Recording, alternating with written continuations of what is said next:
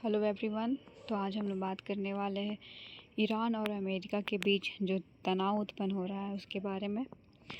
जैसे कि अभी खबर में आई हुई है कि अमेरिका जो है वो अभी ईरान को पूरी तरह से घेरने वाला है और एक भयंकर जो युद्ध है ये शुरू होने वाला है इन दोनों देशों के बीच में।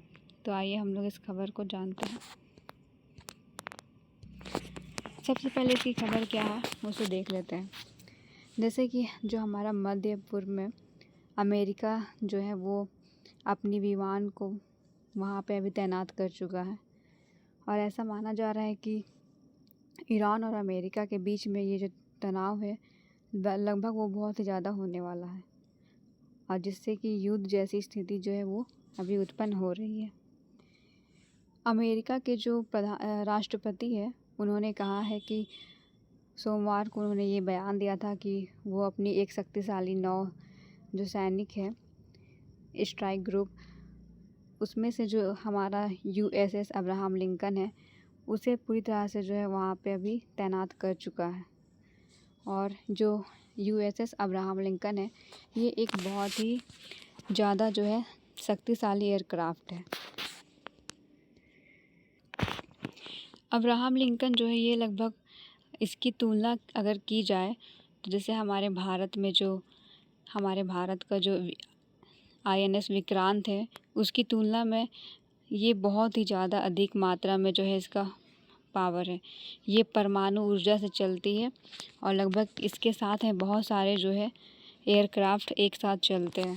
तो लगभग ये अमेरिका का सबसे पावरफुल एयरक्राफ्ट है जिसे अभी वो यहाँ पे जो हमारा ईरान है वहाँ पे वो तैनात कर चुका है। वहाँ पे ईरान जो है ये अमेरिका की इस बात को सुनता है। उसके बाद उन्होंने जो है इसमें अपना बयान दिया है। उन्होंने कहा है कि वो अमेरिकी राष्ट्रपति को पूरी तरह से खुली चुनौती कर रहा है। उनका कहना है कि अगर अमेरिका किसी भी तरह का अगर युद्ध शुरू करता है तो उसे वो पूरी तरह से पूर्ण युद्ध मान लेगा और उस जो है हमला पूरी तरह से स्टार्ट कर देगा। उन्होंने ये भी बयान दिया है कि वो अपनी सेना के साथ में पूरी तरह से युद्ध के लिए तैयार है। एक यहाँ पे एक डॉक्टर अब्दुल मजीद हकीम है।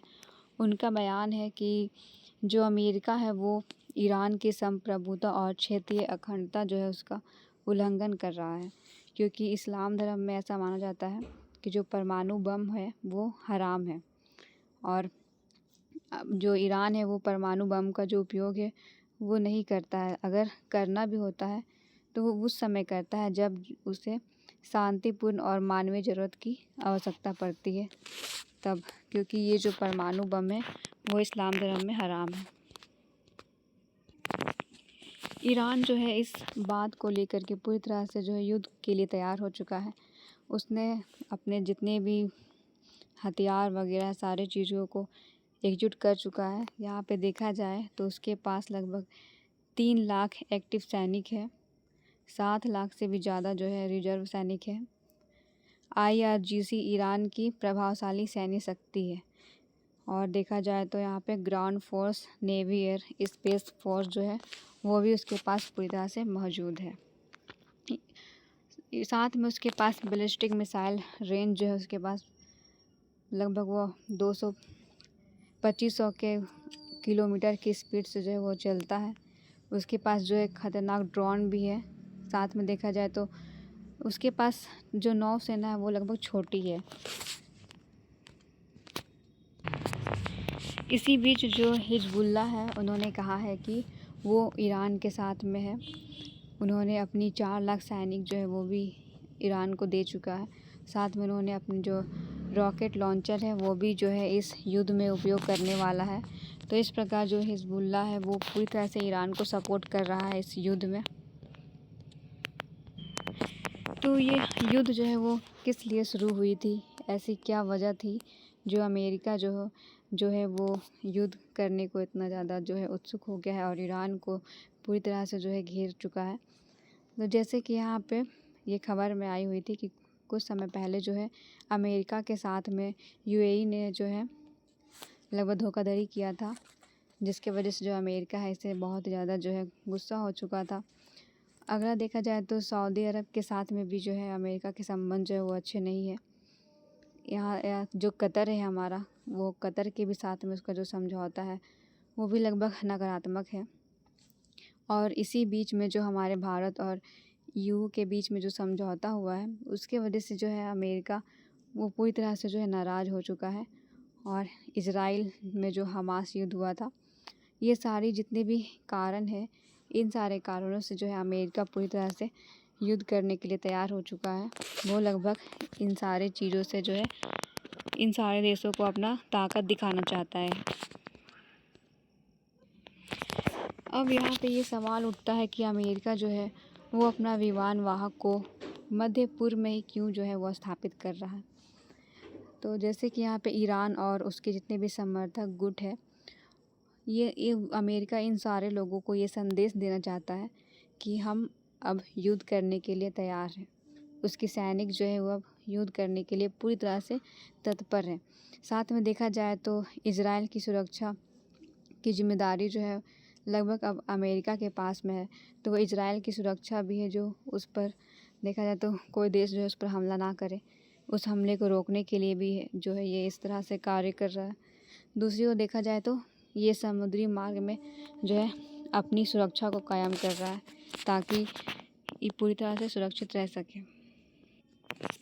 अब अगर इन दोनों देशों के बीच में युद्ध होता है तो इससे हमारा जो क्षेत्रीय और वैश्विक क्षेत्र है वो किस तरह से प्रभावित होगा, तो उसके बारे में हम लोग जानेंगे। जैसे कि देखा जाए तो हमारा जो मध्य पूर्व भाग है लगभग वो इससे प्रभावित हो सकता है।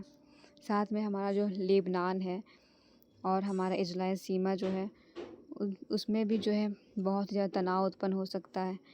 खाड़ी देश के साथ में देखा जाए तो उनमें अस्थिरता जो है वो आ सकती है। तो लगभग इन सारे जगहों में इस युद्ध का जो है प्रभाव देखा जा सकता है। अब हम लोग बात करेंगे कि इससे वैश्विक प्रभाव जो है वो किस तरह से पड़ता है। तो देखा जाए तो यहाँ पे जो तेल की कीमत है उसमें उतार चढ़ाव आ सकता है। साथ में यहाँ पे जो वैश्विक सप्लाई चेन है वो भी पूरी तरह से प्रभावित हो सकती है। भारत के लिए जो यहाँ पे ऊर्जा चुनौती है वो भी उत्पन्न हो सकता है। लगभग इन कारणों से हमारे जो भारत है वो भी इससे प्रभावित हो सकता है।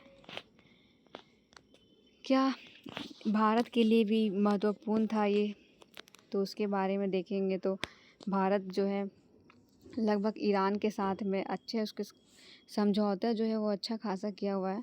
ऊर्जा और जो हमारा चाबहार पोर्ट है, ये दो जगहों में जो है भारत ईरान के साथ में समझौता कायम किया हुआ हो चुका है। और यहाँ पे देखा जाए तो जो अमेरिका है उसके साथ में भी भारत की जो रणनीति है वो भी शामिल है।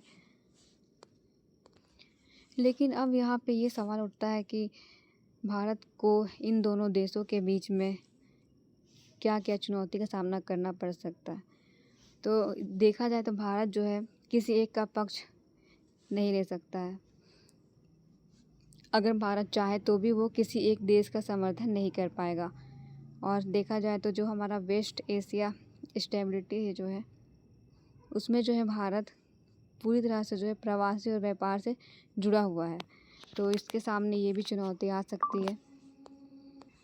तो आप लोग यहाँ पे ये मैप में देख सकते हैं, जैसे कि यहाँ पे हमारा है ये पोर्ट जो कि हमारा गल्फ़ ऑफ ओमान में है। और लगभग इसके साथ में जो है भारत के इस मार्ग से जो है भारत जो है लगभग अपना आयात करता है वस्तुओं का जो भी, और साथ में ईरान के साथ में भी है अच्छे संबंध बने हुए हैं। तो अगर इन दोनों देशों के साथ में युद्ध जो है वो लगातार बढ़ता रहेगा तो शायद भारत जो है इससे प्रभावित हो सकता है। लेकिन भारत जो है किसी एक देश का साथ यहाँ पे नहीं दे पाएगा क्योंकि उसके संबंध जो है लगभग दोनों देश के साथ में अच्छे हैं। तो इस प्रकार जो है भारत है वो अभी पूरी तरह से इन दोनों देशों के बीच में खड़ा है और उसके सामने अभी ये चुनौती आ सकती है कि वो किसका साथ दे। तो आई होप कि आप लोगों को समझ में आ गई होगी ये पूरी घटना। Thank you.